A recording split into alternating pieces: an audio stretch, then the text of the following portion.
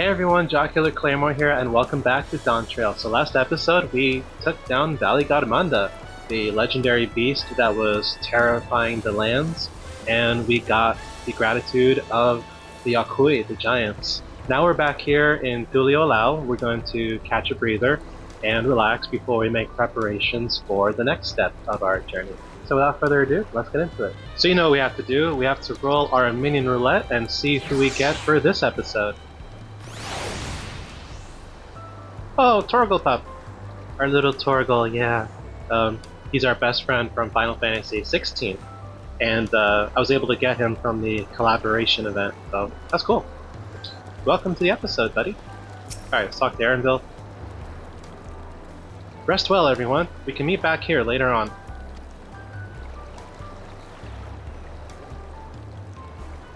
That player is dressed kind of like Sephiroth.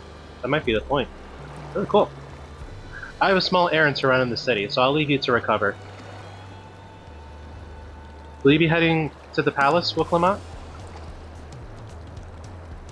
Wuklamot, did you hear me? Lost in her own little world, it seems. Well, no matter. I'll be back soon enough. An attendant is standing by to unlock your cabin. Enjoy your stay. Let's see what happens if we try to talk to her. The best way I know. Interesting. Okay, so where is our cabin? I guess, do we need to go down and find... Oh, it's over there. Okay. Yeah, I was wondering when we would get to the, when we would find our own inn room, because the other major cities have inns that we can stay at and rest and stuff, so that's cool. Oh, here it is. Let's see what our room looks like. Welcome back, Mistress Khatun. Your cabin is just as you left it, minus a light layer of dust. We've been here before and I don't remember.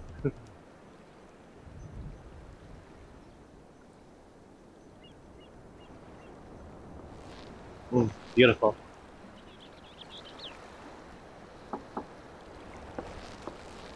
Who is it?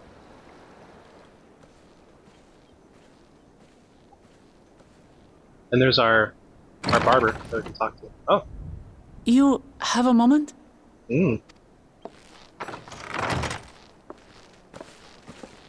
Just the two of us, alone, in my cabin. There's something I wanted to talk to you about.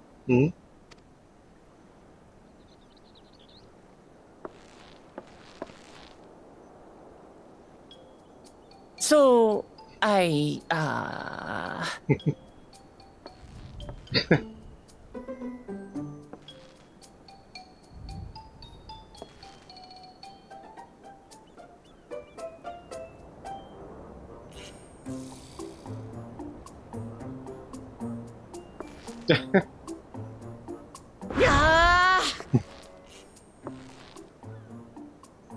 it's just too stuffy in here, that's what.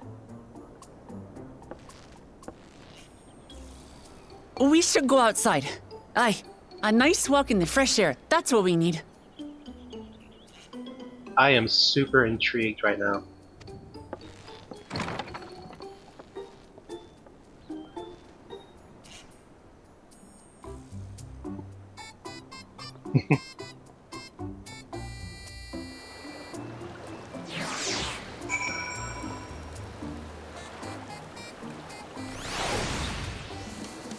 Yeah, let's go for a nice walk outside. Yeah, that'll be fun. A romantic walk in the rain, though. Could work. Sorry to drag you away from your nice, comfortable cabin, but I could feel the walls closing in. Oh, I know. I'll take you to one of my favorite places in Thuliolao. That should help me get my thoughts in order. We'll go to the Resplendent Quarter and make our way up from there. Okay, I really don't want to get my hopes up, but this sounds an awful lot like a date, and having a romance option with Wuklamot would be awesome, but Final Fantasy XIV doesn't really have romance in it, romance options or anything like that, which is a shame. It's one of the things that I wish this game did have, was having romance options. but to my knowledge, it doesn't exist. But I'm hoping, low-key hoping, that things will change here with Wuk-Lamat. But at the same time, the appeal of romancing characters in a video game is that you're taking certain steps and saying certain dialogue and doing certain actions that get them to like you more, you know? You kind of have to work for it, like real life. But like I said, I want to get my hopes up, but I'm very intrigued to see where this goes. And just to be clear, like, I'm not saying that every player has to do romance. That's why I say it should be optional, right? Because, you know, there are plenty of people who aren't interested in romance stuff, and that's okay. Like, I'm thinking, like, yes, aromantic people, but it could be anybody really who just doesn't want to do a romance quest, and that's okay. But someone like me, I'm very interested in that. And, you know, open it up to all genders, right? Don't just lock it into a particular gender because of the way you're presenting yourself. That's also not good, but anyway, let's see where this goes.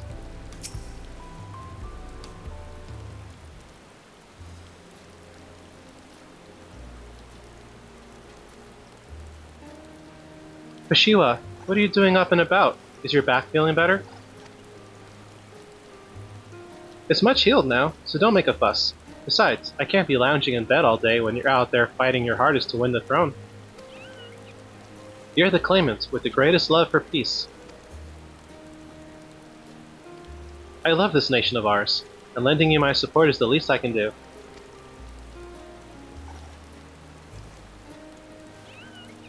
When I see you smile like that, how can I not be encouraged? Oh, there's plenty more who believe in your cause.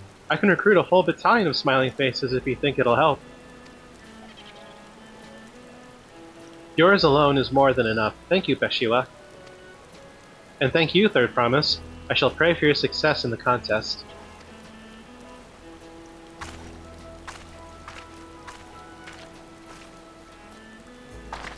All those smiling faces.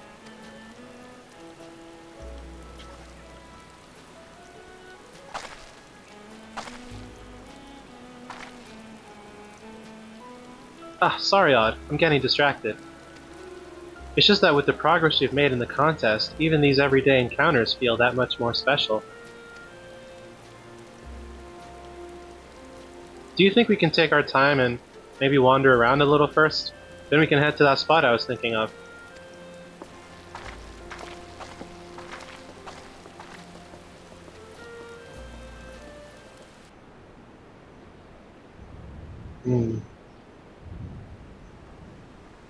That's a gorgeous view.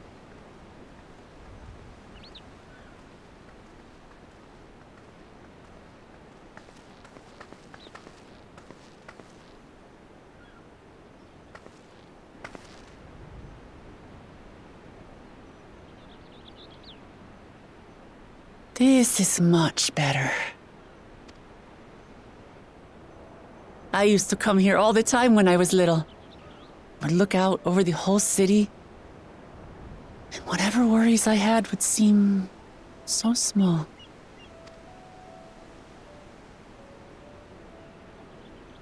Do you remember what I said at the top of Orkor Zormor?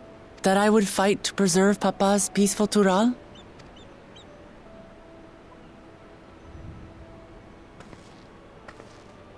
Well, I've been thinking a lot since then. About what peace really means. If it's just the absence of war. And it brought to mind all the best parts of our journey so far.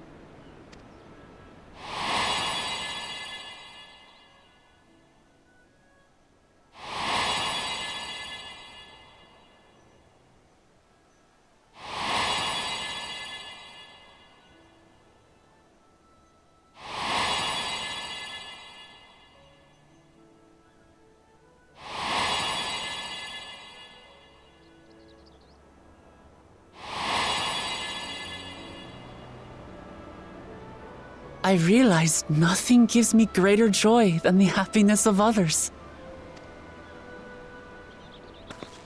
Life has its ups and downs, but the company of family and friends and the music of their laughter is what makes it worth living. And as silly... Oh, I didn't mean to skip that. Damn it. Oh man, a sort of thing I'd expect you to say. You wish for a world like in the Yaku's dream. Ideals are nice in theory. Yeah, let's go with that.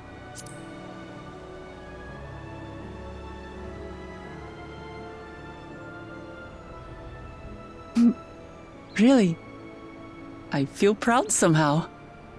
It's an answer I arrived at by trying to be true to myself. That you think I succeeded, it means a lot. So, this is my plan. When I become Dawn Servant, I'll build on Papa's peace. Our people will live together in happiness! Hey, keep it down!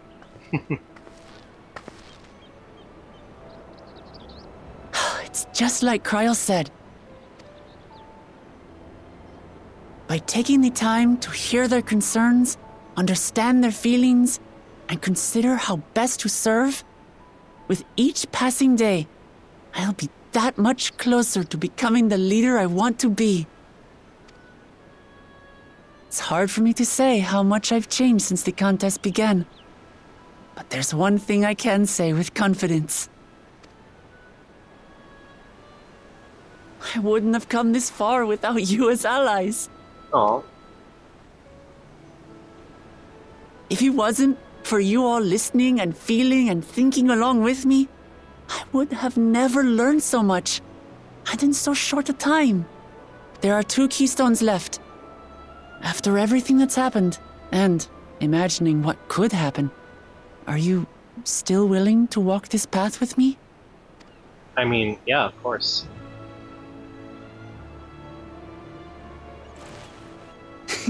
Thank the gods for that. Well, I've nothing else to get off my chest. I need to head to the palace, but I'll see you back at the cabins.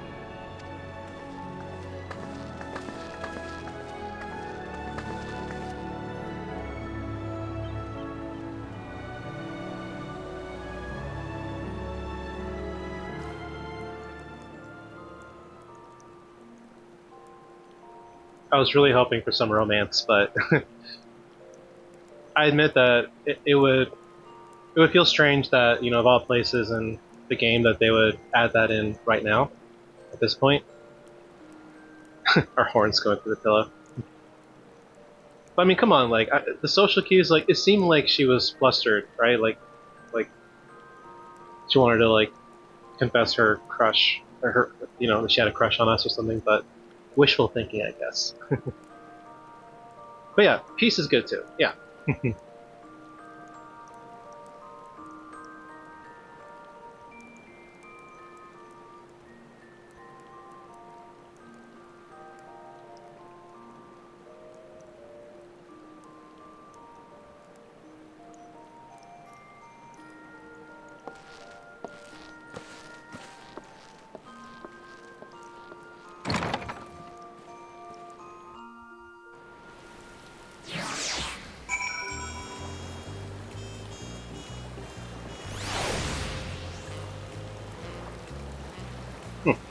Alright, so now let's go speak with Alphino.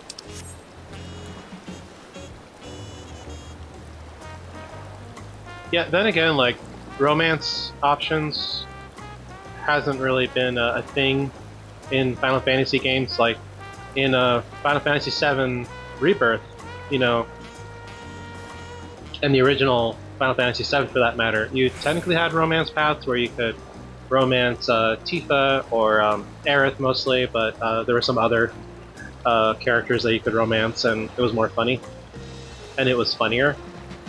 And then you get like you get to ride together in the Ferris wheel, at the Golden Saucer.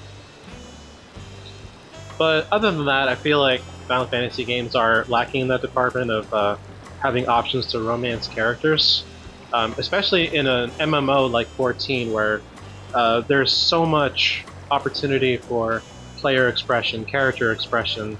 But that's a whole other topic in itself, because I could go on and talk about how I wish there were more diverse body types that you could choose for your character, and being able to dress how you want and present however you want. But like, there are some outfits, for example, that are limited by the gender that you choose, and I think that sucks. So it's one of my criticisms of the game, but still overall very fun, and still an excellent piece of media to help you express yourself, right? As many people feel. Anyway, Alphino, you look to be in good spirits. I assume your leisure time was well spent. I was glad to snatch some quality sleep myself. After all, it will soon be back to the road for us. Go. Alphino seems eager to review your journey thus far. The leap to Yaktel. Yeah, so that's our next destination. And then here we get the Dark Mahogany Weapon Cop. Interesting. Required level 94. So yeah, we may have to equip that once we finish this quest. I'm sure the others will be along shortly. I do hope everyone has rested well.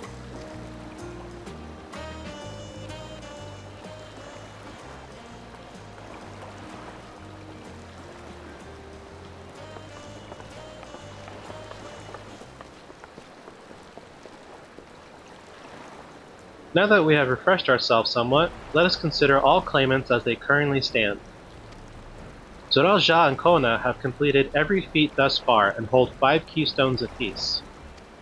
Wuklumat would be equal with them but for Bakul Jaja's thievery, which has left us 1 short. That conniving braggart didn't so much as lift a finger for the feat of proof and wreaked havoc for the feat of ice. He can't have more than 3 keystones at most. He may think he can simply steal what he needs to win, but he's sorely mistaken. I will be taking back what is mine. This I swear. I fear that reclaiming your keystone may not be enough. That is, if Bakul Jaja's unleashing of Valley Garmanda is any indication. Using his lead, I anticipate that he will move to obtain the remaining keystones before disrupting his rival's attempts. We may all find ourselves being forced to take from one another. I can't say I'd be comfortable with that. But neither will I surrender my claim to the throne so easily. If it's for the sake of preserving the happiness of my people, I'll do what I must.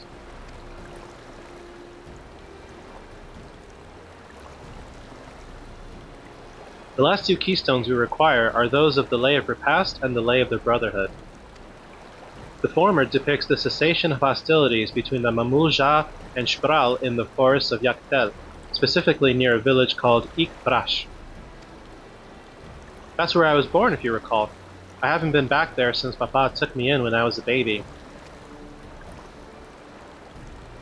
Where the Lay of the Brotherhood takes place, however, is unclear. In the saga, it is said that a foreign explorer came seeking an audience with the Dawn Servant, but little more than that.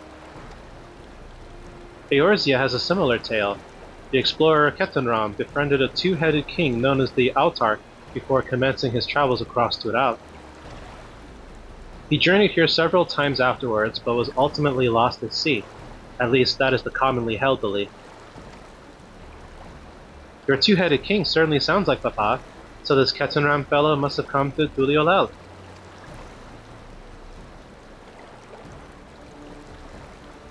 But if he indeed arrived some 80 years ago, the capital may not have been built yet, vestiges of Yakui architecture notwithstanding. Wait, you said Autarch, didn't you? Then Ketenram must have met the Dawn Servant in Mamuk. Mamuk? Is that a city? One of the grandest in Tural once upon a time, and the seat of the Mamulja's homeland. It too lies in Yaktel, not far from xibruq. Then all things considered, Yaktel seems the obvious choice for our next destination. From here, the safest method of travel is by dirigible. We should make for the landing once our preparations are complete. We're riding in one of Kona's balloons? They can't be any worse than ships, can they?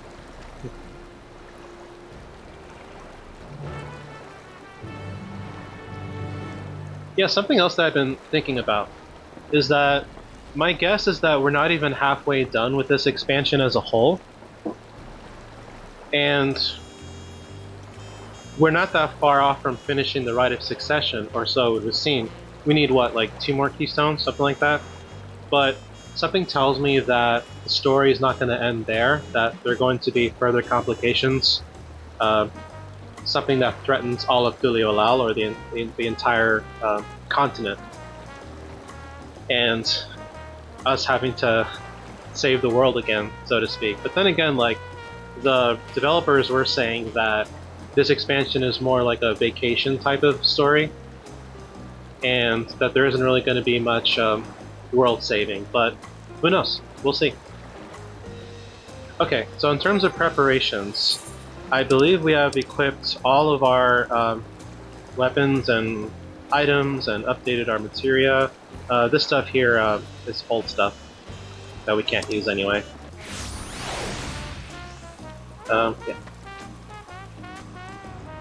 Come, Torgal. Yeah. The next flight to Yakdel will be leaving shortly. Passengers are asked to keep hands, legs, and luggage inside the dirigible at all times.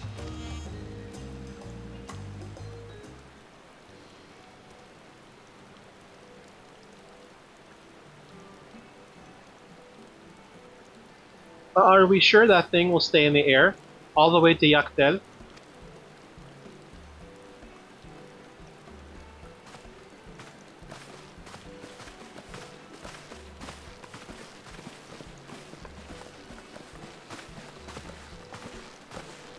Are you ready? Bags packed and goodbyes said? There's no going back once we lift off.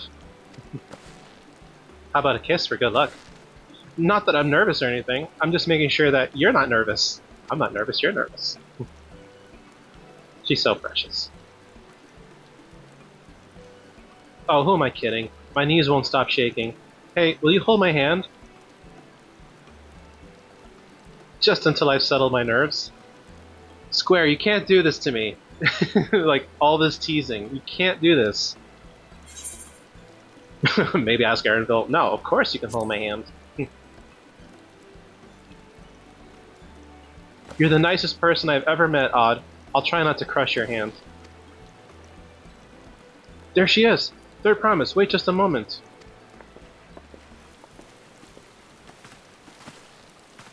Mablu and Tobli! Of course. I'll wait as long as you need.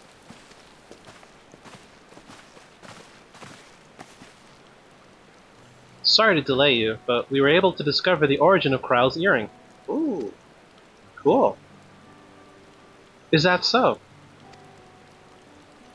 You said before that it gained popularity in Yogg-Durall as a protective ward for travelers, correct? That's right. We tracked down the elderly merchant to whom first sales are attributed.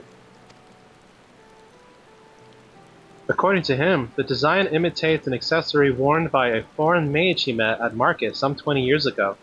Little did he know that charming taste of salt would prove to be a commercial triumph. A foreign mage wearing this earring could only be grandfather. Did the merchant happen to mention which market? One in Yakdel, to where it seems you're already bound. Oh well, fancy that. What luck! Then I shall, yeah, I mean, it is a clover. Then I shall seek my next clue once we arrive. Is it mere coincidence that brought my grandfather there, or yet another discovery to look forward to?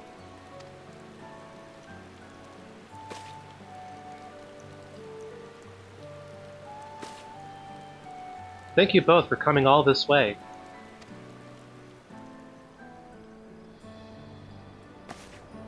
Anything for the third promise. Good luck with the rest of the rite. Thanks. I won't let you down. I just got aboard this dirigible and I'm as good as there. Last call for passengers to Yakdev.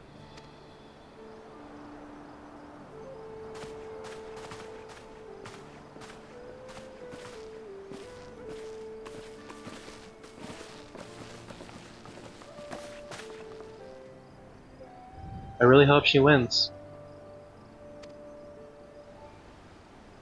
Yakdel will test her mettle, without a doubt. The next Dawn Servant must be willing to bear the full weight of this nation's history, no matter how heavy it may be.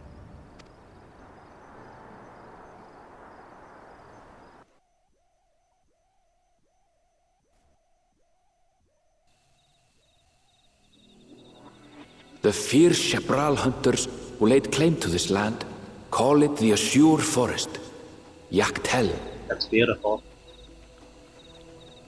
Battered by meteors in ancient times and colored mesmerizing shades of blue and green by nature, it is easy to understand why the place is so named.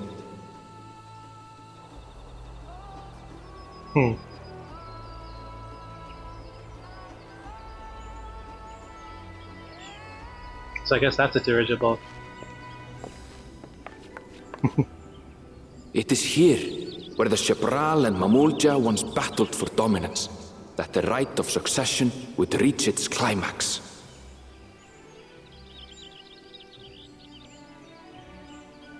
Yaktel. Oh, I'm really excited to explore this place.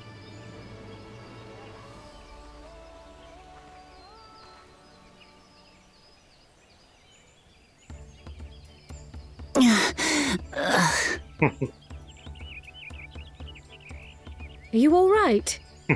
Actually, when they were telling us to, like, you know, pack your bags, keep your legs, arms, and whatever inside the vehicle at all times, it was reminding me of, like, Disney World, or Disneyland, whichever. But, like, you know, you're boarding the monorail, and it's the same voice in English and Spanish saying, "Please stand clear of the doors. Por favor, manténgase alejado de las puertas."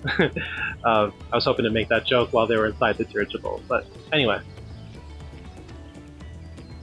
I've never been good with heights.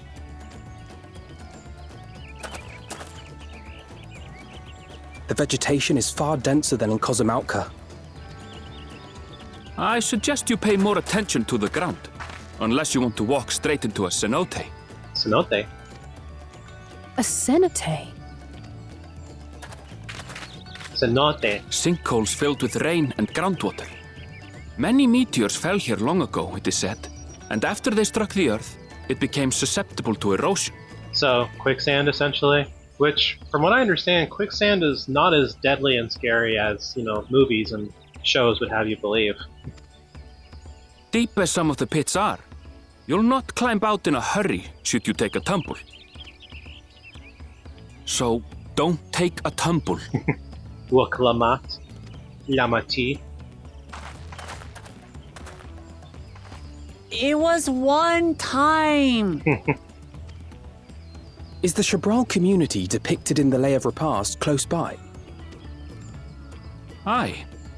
We need but follow the path a short way west. Right. I can't stand here with my knees knocking forever.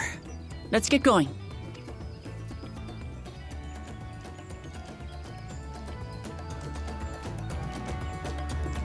Very cool. And it's nighttime. Okay. Let's see. With thicker vegetation comes reduced visibility. I advise you to keep someone in sight at all times.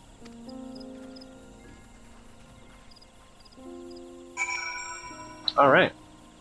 So this is our dirigible that I guess we can use whenever we need to. And we need to head to this Aetheryte. Aetheryte. Okay. Let's do it. Horsey. Good. Everyone's accounted for. Aetheryte is up ahead. Let's be on our way.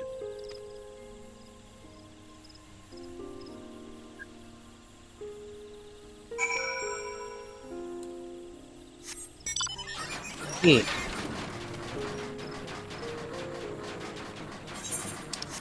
Yep, there it is, just up ahead.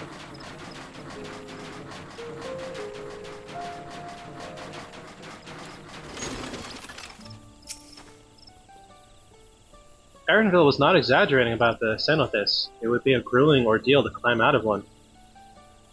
I don't know if we saw one on our way over here. Well, thankfully we made it here without incident. Let's not dally any longer.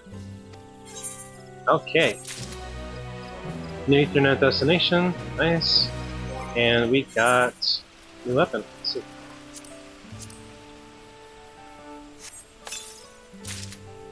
Okay, let's see that's stronger. Yeah, so we got the Mandervilius weapons, which, as I understand, are very powerful and will last us a while. I do want to do a comparison. Yeah, so the one we have equipped is still better, but I have a feeling that we're getting closer and closer to finding weapons, sword and shield, that will outclass what we have equipped. So, good to know. Alright, Wuklamot. Wuklamot's attention is divided between the perilously deep cenote and xibruq. Oh, I guess, is this a cenote? Honestly, I can't tell what I'm looking at. It just looks like a cliff to me. But... And it looks like we're gonna get chest gear from that. Ready to head on in?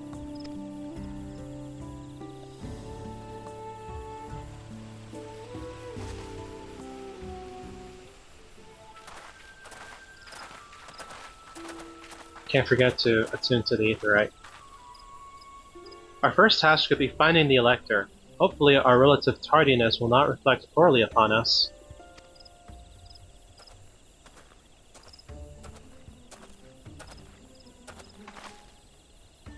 The third promise in her retinue, I presume? You presume right. I seek the Dawn Servant's Elector.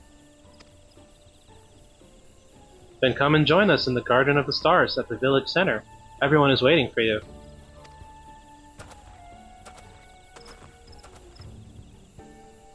Everyone? And who might that be? There is but one way to find out. Come, let us follow him.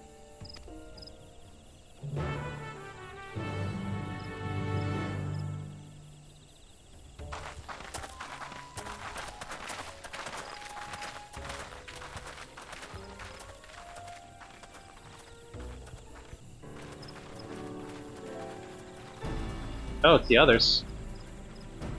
Bakujaja.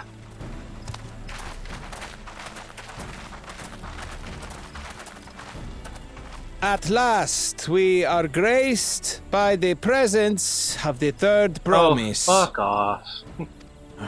If I'd known we'd be waiting on your mangy hide, I wouldn't have bothered with Ligarmanda in the first place. You still have to answer for that, by the way.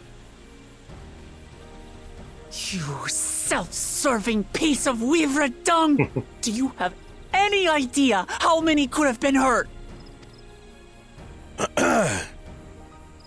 Now that we are assembled, let us begin.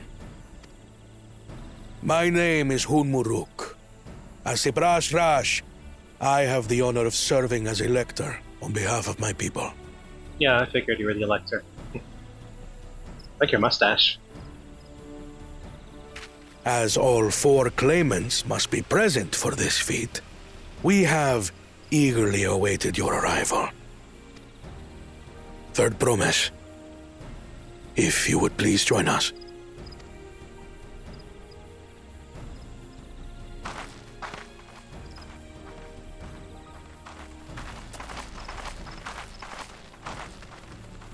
What's up? So, what have you been up to?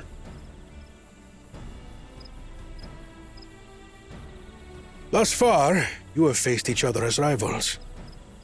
The feat of repast, however, will test your cooperation.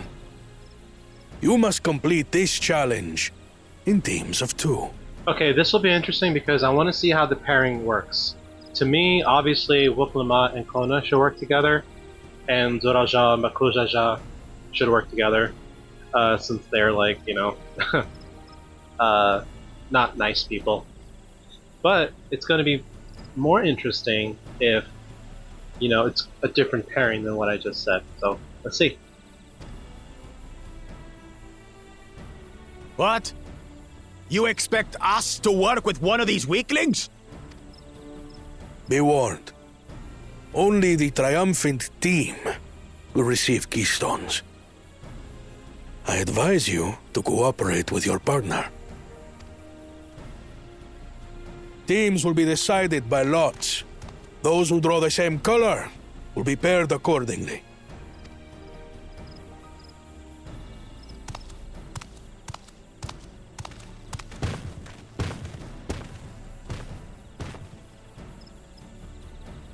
Twelve forbid Wuklamat is paired with Bakul Jaja.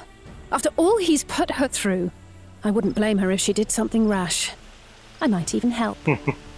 Yeah, I don't know about this forced cooperation stuff.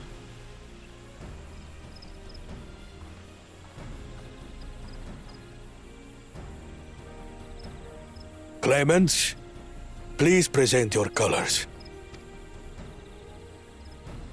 Red? I have red.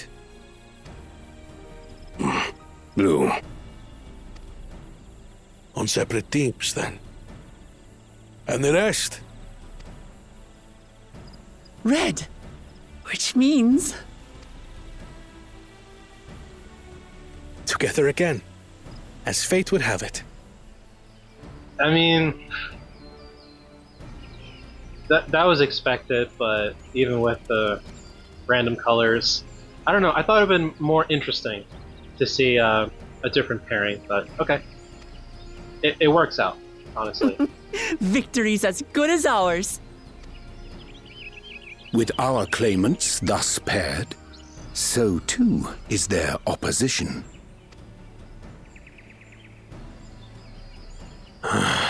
Not the one-head.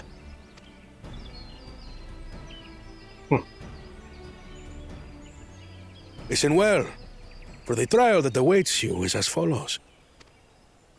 Each team is to prepare a sample of traditional xibruq cuisine.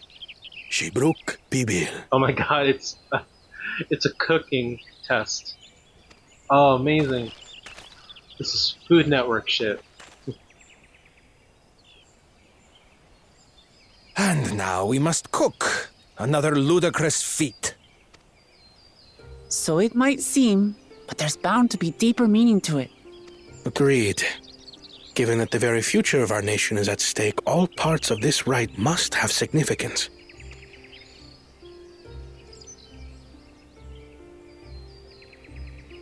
Our promises have grown rather promising, wouldn't you say?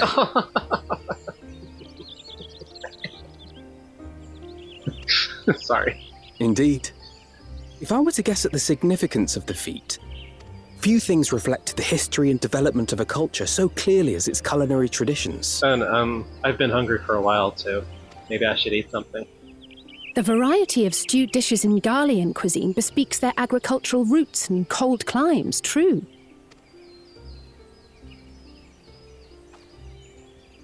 The peoples we've met on our journey, they've all had different practices involving food and drink.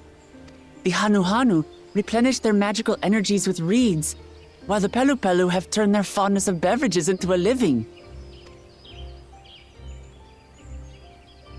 So basically, to know a people's cuisine is to know something of their ways. It is very important. Cuisine, food is a huge part of culture. Yeah. With each feat, we have deepened our familiarity with a given community's history and culture. Is this what Father intended for us all along?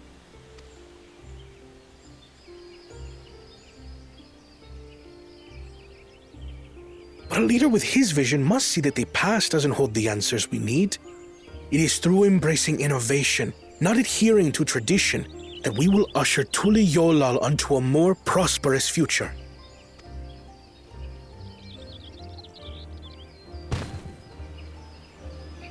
Yawn.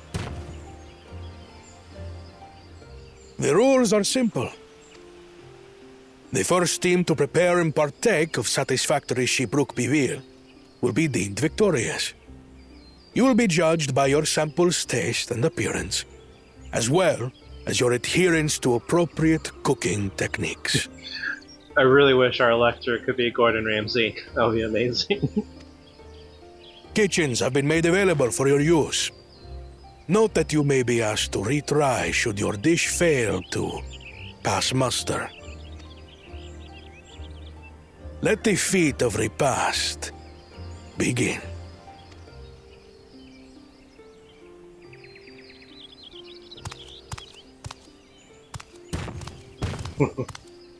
This should be interesting.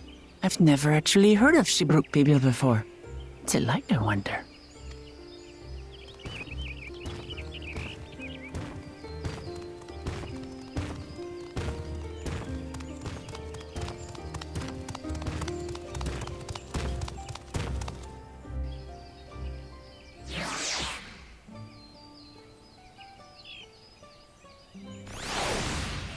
Awesome. Okay, we're back. I had some food to tide me over, but knowing me, seeing this food is going to make me hungry still. How fortunate that this feat's unique stipulations have frustrated Bakul Jaja's attempts to delay us. Serves him right. That's what he gets for endangering my people with his schemes. Why doesn't he just compete fairly? He's plenty strong, and obviously has a mind for strategy, twisted though it may be. I'll never understand him.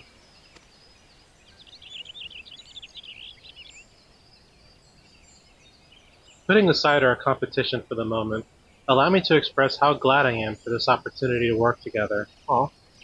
As I see it, our team possesses a distinct advantage. Of course we do. Any team I'm on is bound to succeed. Precisely. You mean we have an advantage in numbers, yes? Our competition has a team of 6, the 2 claimants, Saryuja and Bakul Jaja's lackeys. Whereas we are a team of 9, that's 3 more people we can mobilize.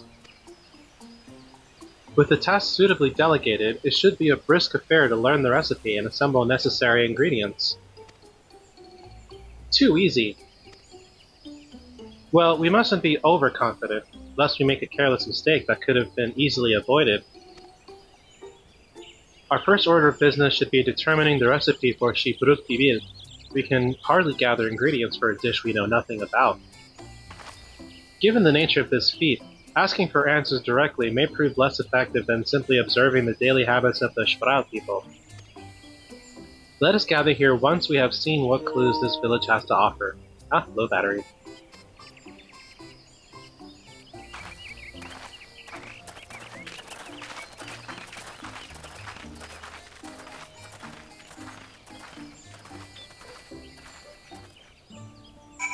Cool. So we have to search for clues. And this will give us a chance to explore more of the village. Ah. Colorful spices. A number of spices, some entirely unfamiliar to you, are nestled in a basket. That one's called achiote. We mostly use it to add a bit of color to our most popular cuisine, but its medicinal benefits are significant as well. Cool. I do enjoy cooking myself. I don't do it as much as I would like to these days, but I do enjoy the process, and there is a satisfaction in, you know, making something yourself, especially if it turns out great. And honestly, the biggest compliment is when people who you feed it to, like people you eat it with, love it, you know. Hello.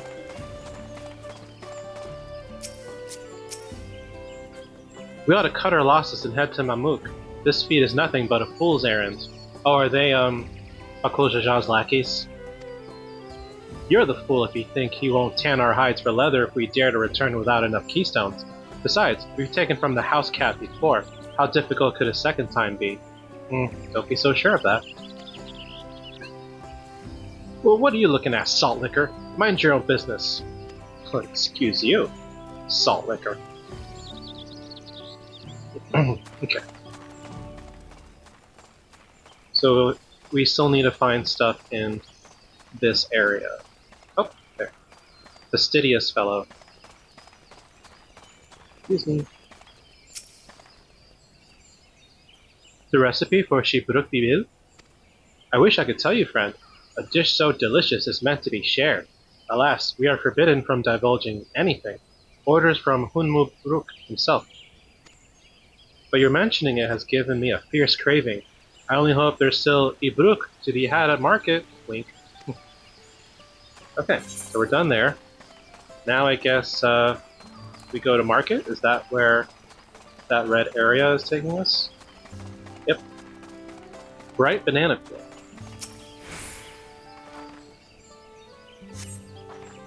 An unusually colored banana peel has been neatly arranged on the ground, which appears to be smoking. Oh no, it appears I've gone and dropped my Jatika banana peel. I could barely see it for all the steam issuing from my underground oven. Just giving us clues. Ah, there's nothing like enjoying a tasty banana while you use the leaves in your cooking. Yeah, this reminds me of certain cooking methods that I've seen real-world cultures do. Like, I think I saw a video once of like Polynesian people or Hawaiian people specifically, I don't remember, but they were smoking a pig in the ground or something. That's the image that comes to mind. Alright, I guess that's enough information for now.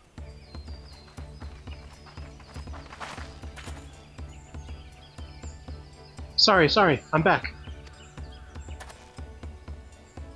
What did we discover about xibruq pibil? True to your prediction, the villagers were forbidden from educating us directly. However, many were still preparing it as one might a staple dish, and observation of their techniques yielded clues enough. A lady blending local herbs and spices was only too happy to describe the ones I didn't recognize, while neither confirming nor denying any relation to xibruq pibil. But one in particular she attributed to all common xibruq dishes. Achiote, she called it. Yeah, I remember that. I see. Then if xibruq pibil is indeed a dish as ubiquitous as Alfino claims, we have confirmed our first ingredients.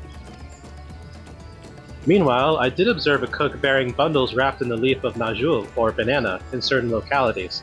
It would seem the use of subterranean ovens is commonplace. I saw the same. I think we all know what's inside those bundles then, don't we?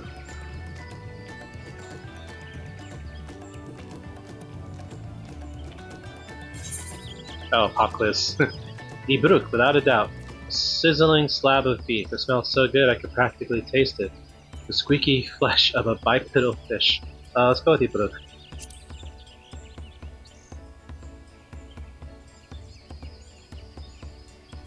As would be expected of a dish called xibruq pibil, indeed. So to summarize, this dish is one of xibruq, flavored with a combination of spices that includes achiote, and steamed underground within najul, or banana leaves. Given our assumptions are correct, we must now learn where and how to procure our ingredients. As a staple cuisine, its ingredients would be close at hand, which is why Thancred and I scouted the surrounding forests while you all were exploring the village. Between the local vegetation and wild xibruq, we should have everything we need in regards to meat and spices. Heh, leave it to a master gleaner. I do wonder if this is inspired by a real-world dish. I'll have to check that out. With that, we should next divvy up our tasks. While some gather ingredients, others should make ready the kitchen. I can help prepare the kitchen. Permit me to assist as well. Our ovens will doubtless require firewood, and I have some experience in its gathering. Actually, he might. That might be a throwback to a previous expansion. I don't know. I too should be glad to volunteer mine aid. Then the rest of us will gather ingredients. I can make quick work of the spices and herbs myself. I'm happy to lead someone to a suitable xibruq if they will perform the requisite deed. Alize? As for the najul leaves, I believe I'm capable of acquiring that much on my own. Be warned, you won't find najul in these parts. They only grow in the Jatika heartland. forests far below these. Such an excursion may be time-consuming. Perhaps we ought to try bartering first. This feat encourages our communication with the locals, after all. Lamati, Odd, if you would accompany me on my errand. No better way to whet my appetite. Good. Let us be about our tasks then.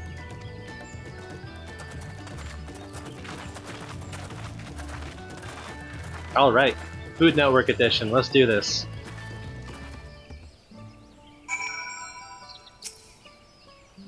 Come on, let's go and get those najul leaves. The sooner we do, the sooner we can eat. Neat.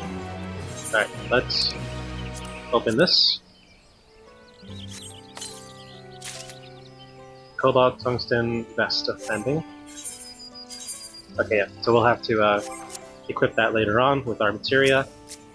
Talk to Kona, and that gives us leggings. Kona has the look of a man intent on finding bananas. A history of violence. Oh, interesting. Let us see if there are najul leaves to be had in town. Perhaps the cook Oriange mentioned might be persuaded to spare us a few. Okay. This all reminds me of Final Fantasy XV, in which one of your party members is a cook. And say what you want about the game, but the dishes look terrific.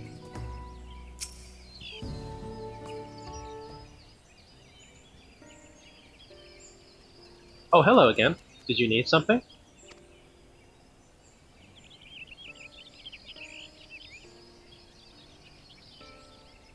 Najul leaves, for purposes other than xibruq pibil, naturally. Unfortunately, I've just used up my last. You'll have to travel to the lower forests for more. Bolmagique Grove is the source of the finest najul leaves you'll find. Wild variants you sometimes see in city markets can't compare. I see. I had hoped to avoid such a lengthy venture, but if there's no other way to obtain our ingredient, then to the Jatika heartland we shall go. Allow me to save you the trip.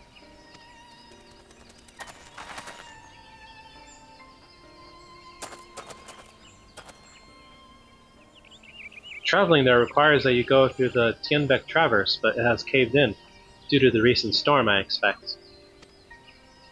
What? But that means we can't get our najul leaves. But we can, can't we? If there were no other way of procuring them, you wouldn't have suspended this feat, or else altered its objective. Perhaps.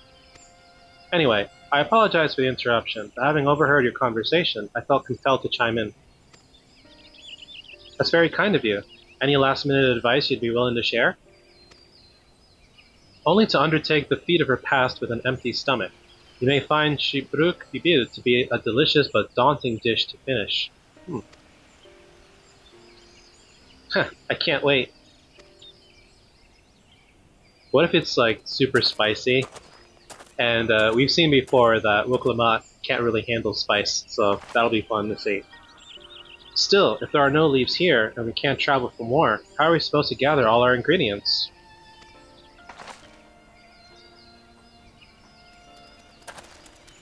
These feats are meant to deepen our understanding of the peoples and cultures of Diliolal. So perhaps there is something about xibruq pibil that we have yet to learn, something of significance other than its recipe or ingredients. Oh, I see. Like, who was the first to make it, its history, that sort of thing. Ahem. If it's Yakdel's history you're interested in, you should start with the Old War. Between the Shral and the Mamouja, right? These forests have borne witness to centuries of warfare, the evidence of which remains a scar upon the earth. To know the end of that bloodshed is to know xibruq pibil. Huh? What does steamed xibruq have to do with bloodshed? Precisely the question we must answer. Vexing though such a detour may seem, I can think of no other way to approach this feat. In that case, you may wish to visit the site of a settlement ruined by the war, the village of Ilion Asot. It lies a short distance to the east. Ilion Asot? Is that how you say it? The village of Ilionaso? Understood. Thank you for your help. Come, let's go and see this place.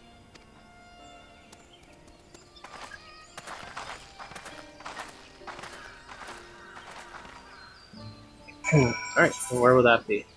All the way over there. Let's get on our mount and head over. There's Kona up ahead, and Wuklamat. Alright, what do we got? The village of Ilionaso must be further east. Let us continue with haste. For all we know, our competitors may be on our heels. Okay, further east we go. Here we are.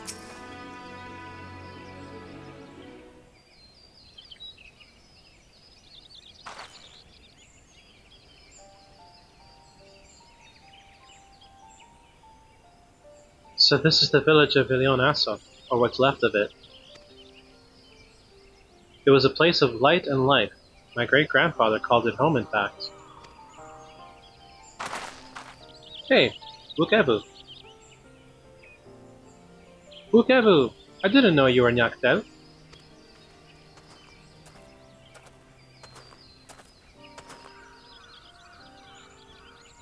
I was picking up lumber from xibruq when I heard the third promise was on her way to this site of deep historical significance. I immediately saw another opportunity to be of service, so followed you here. Bukevu is a shipwright who came to our aid during the Feat of Reeds. A pleasure. You are a member of the Third Promise's retinue, I presume? Oh, he doesn't know that he's the second promise. For the moment, I suppose I am. My name is Kona. Pleased to make your acquaintance. Kona? Now that's a good name. A familiar name. Where have I heard? Oh, he may know something about his parents, maybe.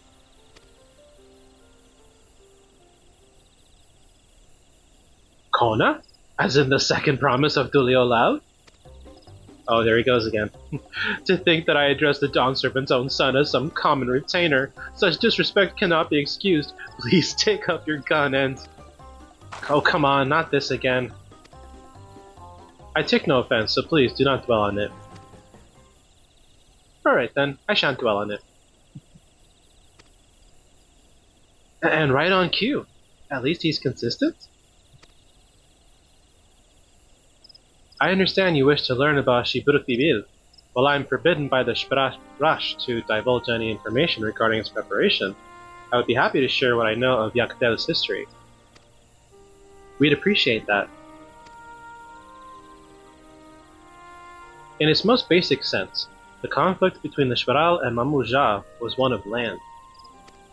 The Mamuja live in the lower forest, where the thick canopy obscures the sun and the soil is unforgiving to crops.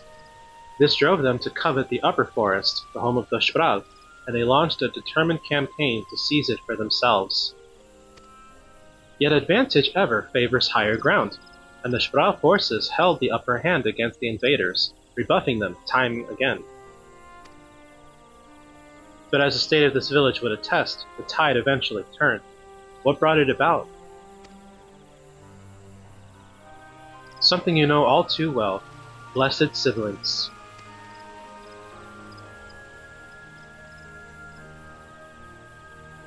You must understand, the Mamuja were once a people as much at war with themselves as they were with others. The Hubigo, Uniwa, and Dopro each sought to assert dominance over the others, even as they engaged the xibruq in battle. In an effort to strengthen bonds and discourage infighting, Hubigo and Buniwa leaders arranged a marriage between their children. However, this political measure altered the course of history in ways no one could have ever imagined. It was long believed that partners of differing clans could not have children together. But then it happened. A child arrived who shared the blood of Hubigo and Buniwa both, a two-headed Mamuja. Blessed with tremendous physical strength and magical prowess, he grew into a mighty warrior before eventually arising as the first autarch, ruler of all three clans. Such qualities would dispose anyone to leadership, character notwithstanding. Under the autarch's rule, The newly united Mamuja became a force to be feared, and the war soon came to a head. I think it best you see the results firsthand. Let us visit another battlefield from that time, and there I shall continue the tale.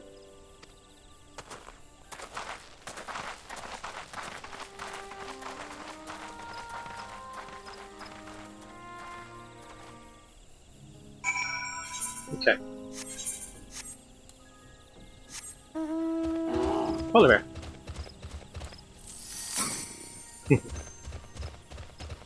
Oh, it's just not much further ahead. Oh.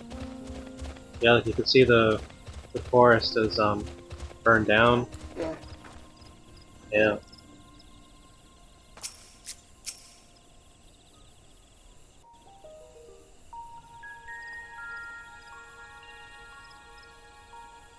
This is where most battles were fought between the Xibruq and Mamuja, the Shobrit Cinder Field. A field of cinders, indeed. How fierce their clashes must have been. The war over these lands began after the Yokui's departure some 500 years ago.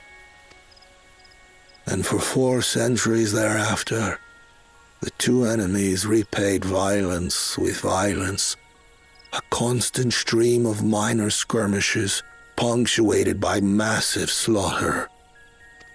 Until Father ended their endless conflict 80 years ago. Accompanied by a retinue of only 6, the Dawn Servant opposed both armies and brought the fighting to a standstill. First they sealed Valley Armanda at full strength, and now this. It was during this armistice that both sides gathered for negotiations at the Dawn Servant's behest.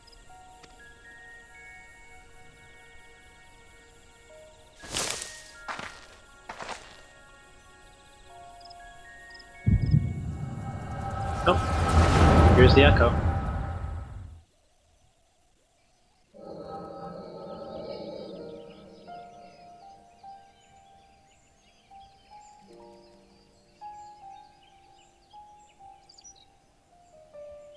For too long, you have been bound by your ancestors' violent legacy.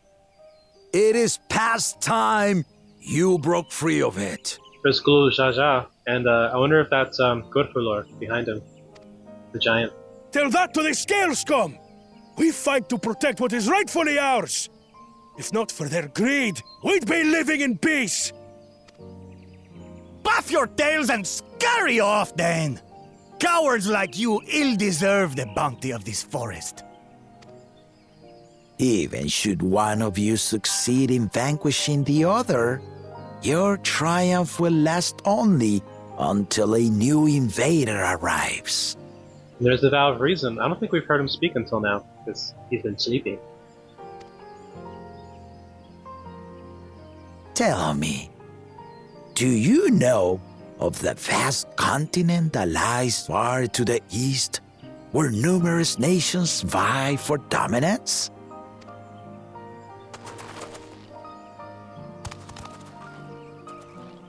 You do not. And why should you? Affairs beyond the salt we have no intention to cross are of no consequence to us.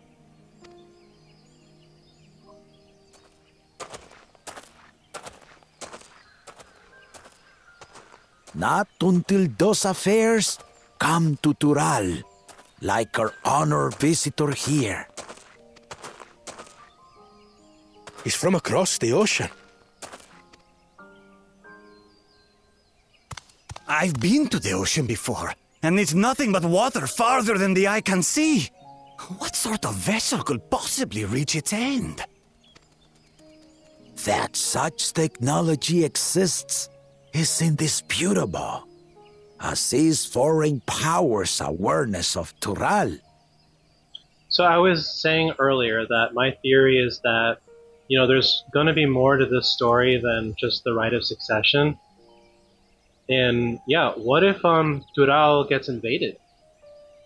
But I'm wondering by whom, because the Garlean Empire as far as I know, like we've defeated them like so many times, and then Xenos is no longer around.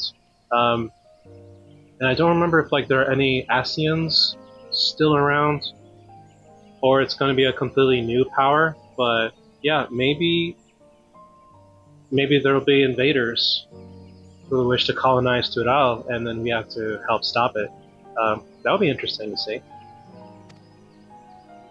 If any such country were to develop a taste for Turali soil and bring to bear the might of innovations we can only imagine, what do you suppose happens then?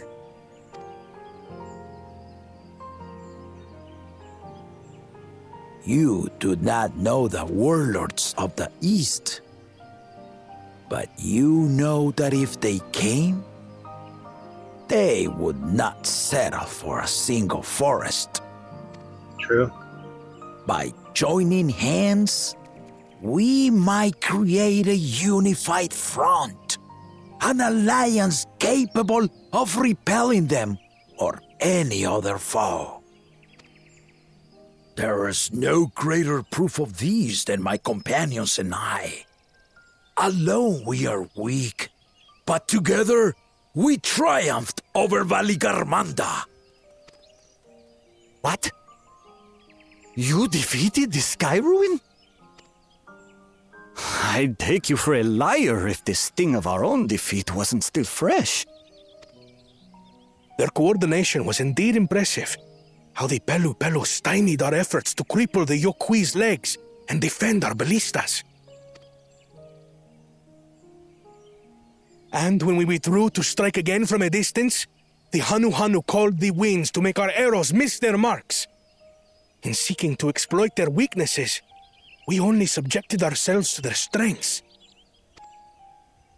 Hi. Those strengths are born of cooperation. The guiding principle of the nation we envision.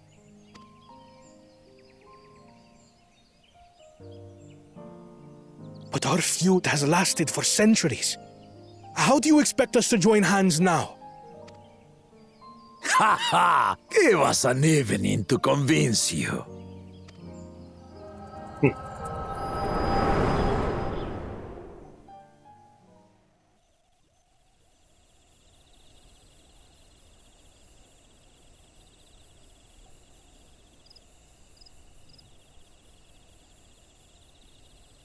And so began that legendary banquet. One would not expect sworn enemies to abruptly drink to each other's health, and, indeed, a tense silence hung over the venue.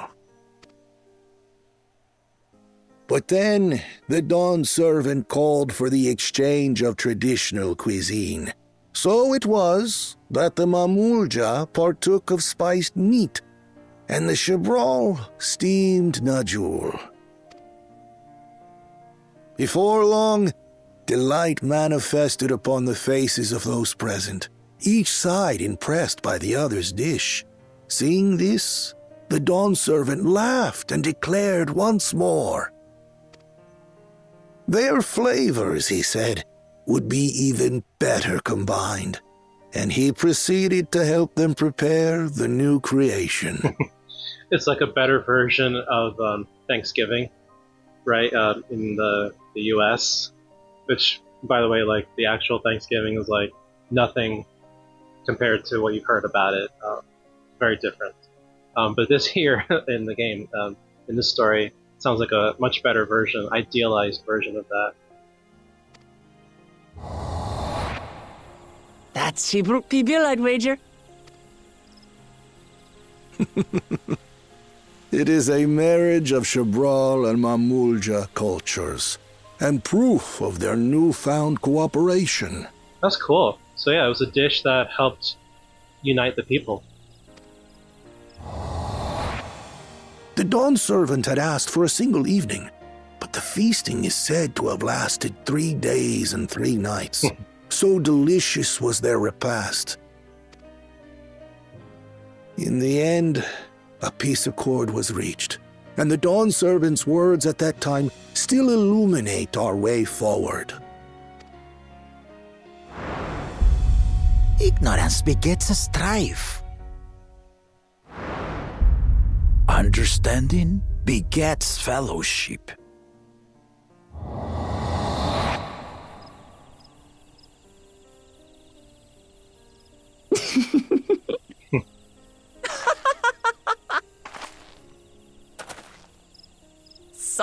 Sorry.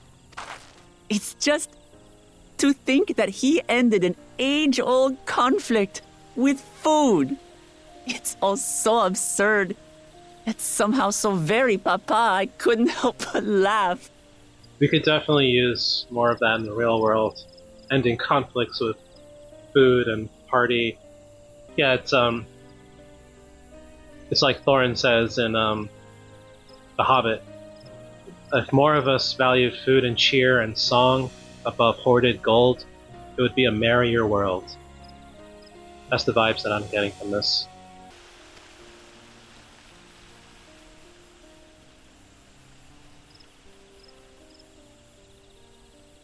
Ignorance begets strife. Understanding begets fellowship. Now then, I trust you understand the significance of xibruq pibil and the history it has written. Absolutely. Thank you for sharing the story with us.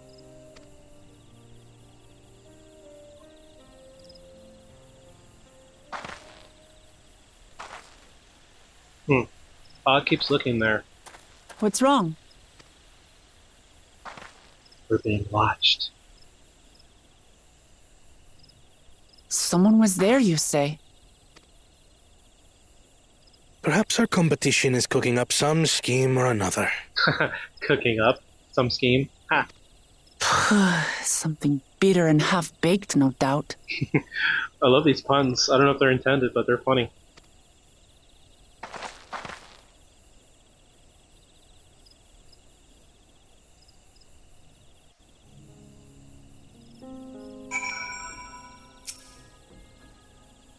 Papa really did live up to his words. He traveled the land and learned about our people's myriad cultures. And we're doing the same now. We'll have that ready. Talk to Kona. Bananas still weigh heavily upon Kona's mind. The feat of her past. And then we get a surprise at the end. Book Evu has given us valuable insight into the origins of xibruq pibil. However, we are still no closer to procuring the necessary Najul leaves, unless... Tell me, was that historic feast commemorated in some fashion? With a monument, for instance? Indeed it was. Allow me to show you. Kona's so smart.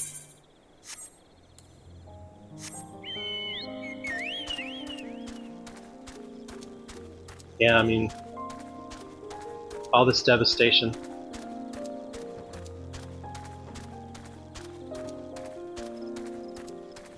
Oh, they're right here. You see, like, weapons here.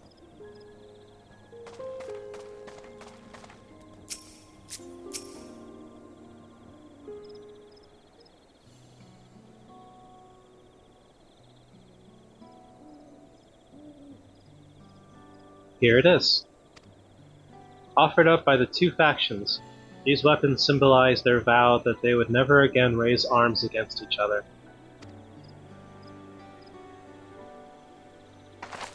Since this feat demands a journey through history, I thought it only logical that a monument like this might steer us true. Especially one at the heart of so significant a battlefield. Lamati, Odd, would you help me search this area for clues? Tell me if anything catches your eye. Sure thing.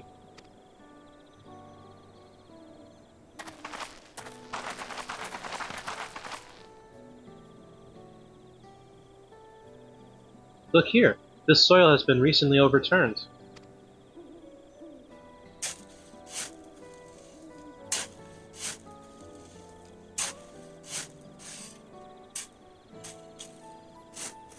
Ooh, someone buried a box.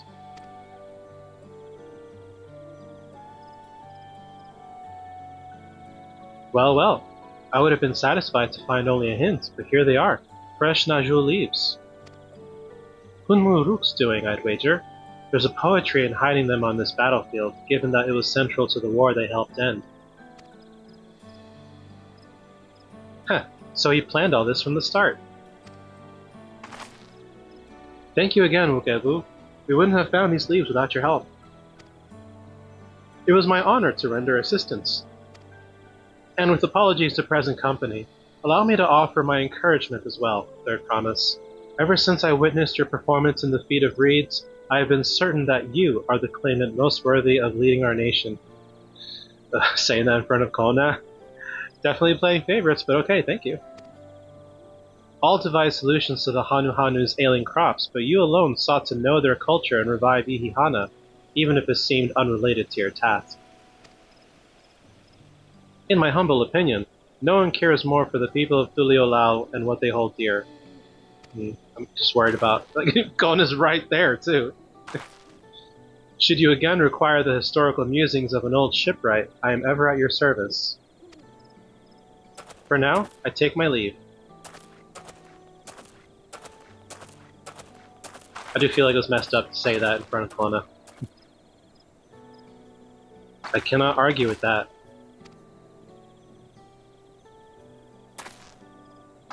We have what we need. Let us return to Ikbarash.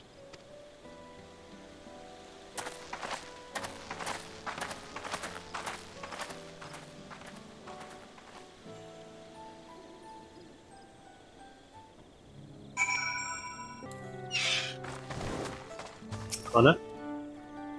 I'm glad we were successful. The others should be back soon, I expect. I hope so. I'm famished. And we wait here.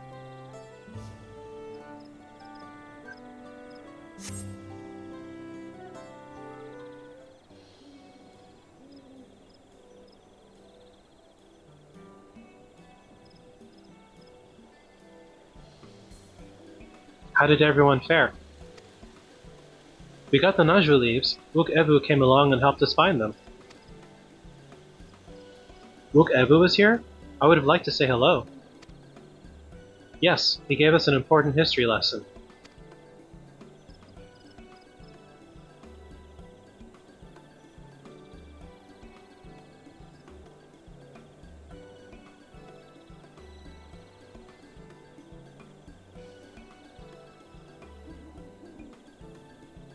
That Galu Jaja brought an end to centuries of warfare surprises me little, but to achieve said peace through cuisine is something else entirely.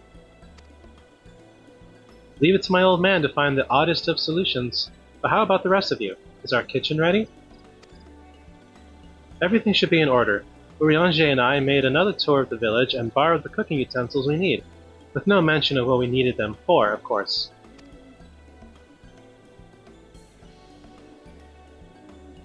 And I am pleased to report that we are stocked with the finest firewood this forest had on offer. Spoken like a true expert. Aaronville and I found our xibruq, so we should have meat aplenty. But what kind of creature is xibruq? Is it like pork, beef, chicken? It was a spirited creature, so much so that its hunter fell down a cenote trying to catch it. What part of never speak of this to anyone did you not understand?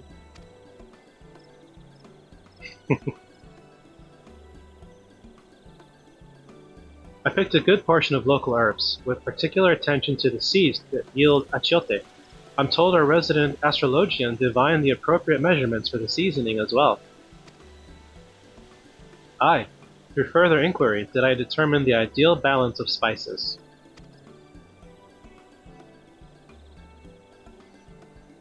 Then all that remains is to prepare the dish itself. I presume that at least one among us is versed in the culinary arts? Among us? I can hardly claim profound skill, but I have cooked for myself. You can leave the rest to me. And you, I hope. I could use your adventurer's grit when it comes to skinning the xibruq. Ooh, my mouth is watering already.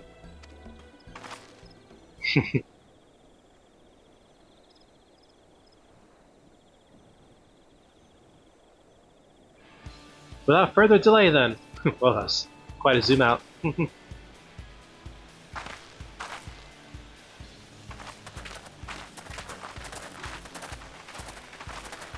Let's ratatouille this bitch.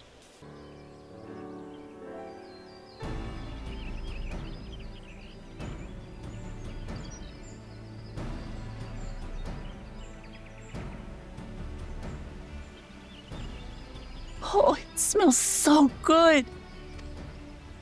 Good, there is still time. I shall prepare our sample at once.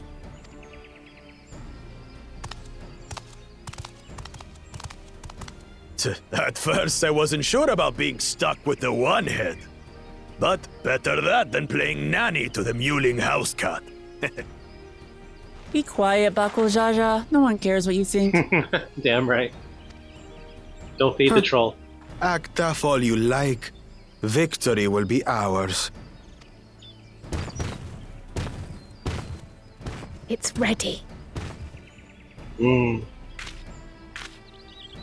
Only got a better look at it.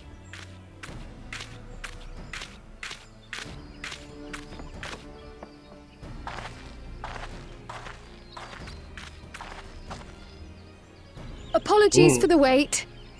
We submit to you our xibruq pibil. Oh, that looks so good.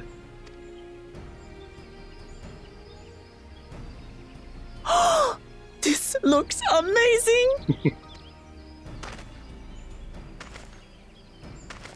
The dish is prepared by using the culinary techniques of the Mamulja to cook the spiced meats favored by the xibruq. I would love for them to have given him a Gordon Ramsay haircut. It is a symbol of peace between their two peoples after centuries of war. xibruq is divine. Both the ingredients and your methods appear to have been correct. Now then.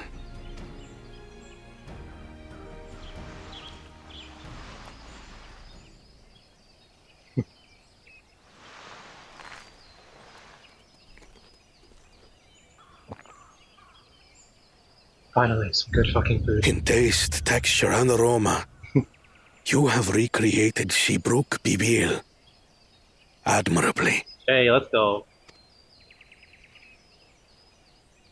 Granted, anyone might well achieve similar results by following the recipe to the letter. But you went a step further.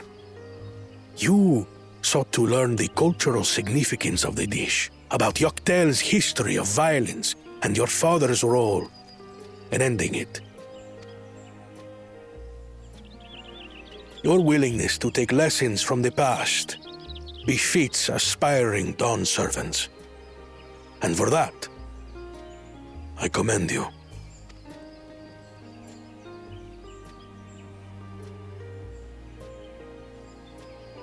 All that remains is to partake of your creation. True understanding is gained only through experience. Now this is something I'm definitely good at. Ahem. I believe we have yet to receive our assessment. Yeah, I was wondering, like, are we just not going to taste test theirs? Ours is also a faithful example of xibruq pibil, as you will no doubt agree.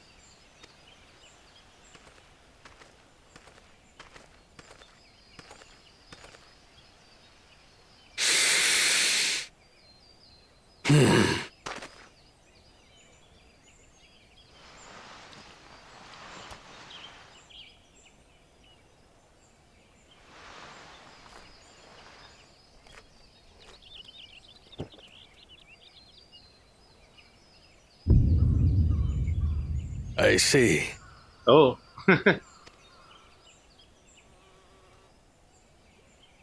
While your effort looks the part, unlike the second and third promises dish, it lacks its defining aroma. Preposterous! The meat was marinated in spice before being steamed in an earthen oven. This is xibruq pibil. Oh? And what about the Jatika banana leaf? It's because of you. that we couldn't get any damn leaves! You can't fault us! Yeah, I guess that they didn't find the buried leaves like we did. But the second and third promises had no such difficulty, did they? That which they needed they acquired simply by showing interest in our history and heritage. Well played.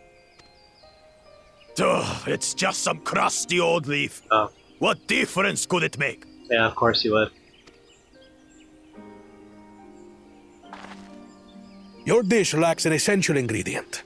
As you have failed to demonstrate an adequate understanding of xibruq pibil, I must deem your performance unsatisfactory. Your team will not receive keystones. This was stupid anyway. Sore loser.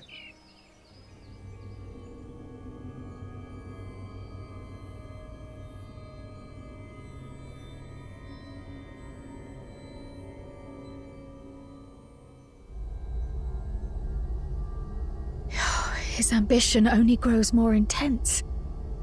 That someone could harbor such dark thoughts towards family. Yeah, is he considering killing his own sister?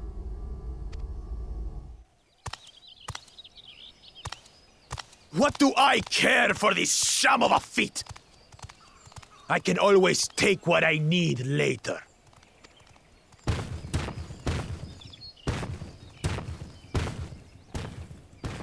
She's just like, I don't care. I'm loving this. Delicious! The xibruq is so tender it melts in your mouth, and the way the najuli rounds out these spices is sublime.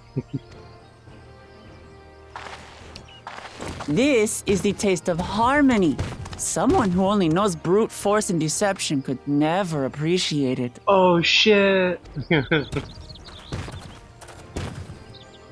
Choke on your harmony.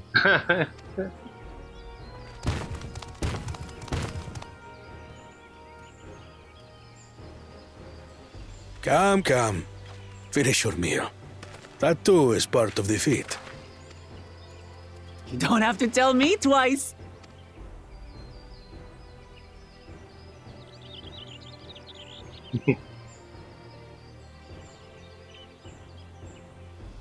Wiped clean. Ah, that was bliss.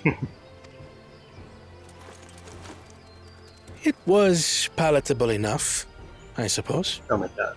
Calling up.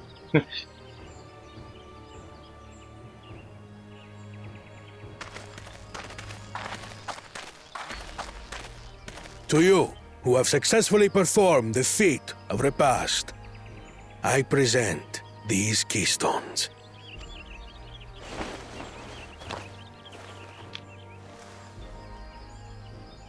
No. Only 1 feet left.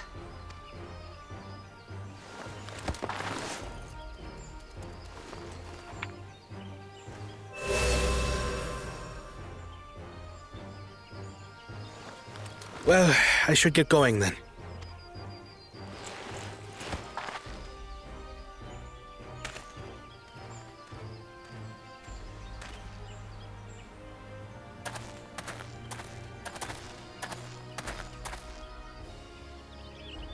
I'm glad that I wasn't paired with one of the others. We can do better than that, surely.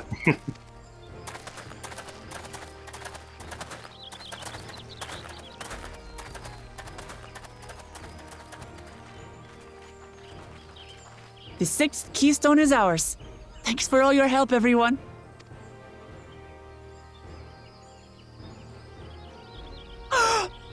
I forgot something important.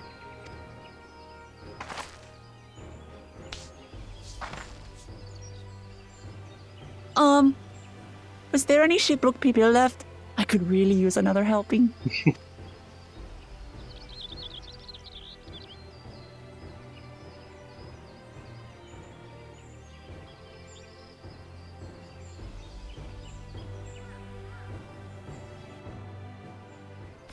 Alright. And we finished that. That was so good! I'm already looking forward to having xibruq pibil again. Here, Odd. Kryle made more using leftover ingredients. You'll love it. Oh, thank you. I'm thinking to buy more for the road myself. Now that the feat of repast is over, the villagers should be free to offer it to us, right? Xibruq pibil. This traditional yaktel dish is made by marinating the meat of xibruq in spices before wrapping it in a jatika banana leaf and steaming it in an earthen oven. Historically, it symbolizes a peace formed between the xibruq and Mamuja peoples. It can be used up to 10 times, it cannot be retrieved once used. Interesting. Alright. Sweet. What's next? New wares are now available from the xibruq merchant. Oh. Okay. A father's grief. The next feat awaits, and Alphino would have you on the road as soon as possible. Yeah, let's get this started before we wrap up. Seeing as we now face the penultimate objective of the rite, it would be wise to travel to Mamuk and undertake the feat of the Brotherhood without delay. Wise, yes, but impossible. The Tienbeck Traverse, which connects the upper forest to the Jatika heartland, is still impassable. Is there no other route? I'm afraid not. Work to clear the path is underway though, so I'm hopeful we can resume our journey soon. Then let us each use this time as we see fit. I, for one, would like to explore the village's surrounds, if Erenville would oblige me with a tour. Very well, I have no other engagements. Then I will come with you, if only to prove that I am capable of keeping my footing. Though I shouldn't rejoice in our delay, it does offer me an opportunity to look into my grandfather's purported visit to Yaktel. Oh, that's right. Mablu did say something about a foreign mage coming through here decades back, didn't she? I'll come with you. Want to join us, Odd? Let us reconvene here after our respective diversions. Yeah, actually that's a perfect way to end this episode. Because I got stuff I need to do off camera anyway. As I recall, the merchant met my grandfather at a market in Yaktel some 20 years ago. Any who might reliably remember him must therefore be at least middle-aged. Let us make inquiries where we can.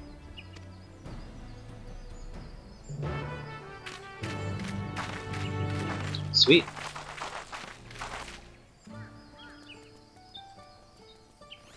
Alright, so on that note, we're going to end this episode here. We successfully finished the Lay of Repast and cooked up a wonderful meal and got our keystone. Next episode, we'll meet up with Wuklamot and Kryle, speak with the villagers, and find out more information on her grandfather if we can, and then get started with the Lay of Brotherhood. So thank you so much for being here with me. If you enjoyed this, like and subscribe for more. Remember to save your progress, and I will see you in the next video.